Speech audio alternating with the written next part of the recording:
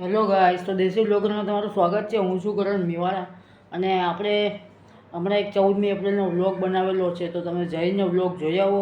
ગમે તો like share subscribe કરવાનું ભૂલતા નહીં અને આ કોમેન્ટમાં મને જણાવજો જરૂર કે વ્લોગ કેવો બન્યો. તો ચાલો મળીએ હવે નેક્સ્ટ વિડીયોમાં.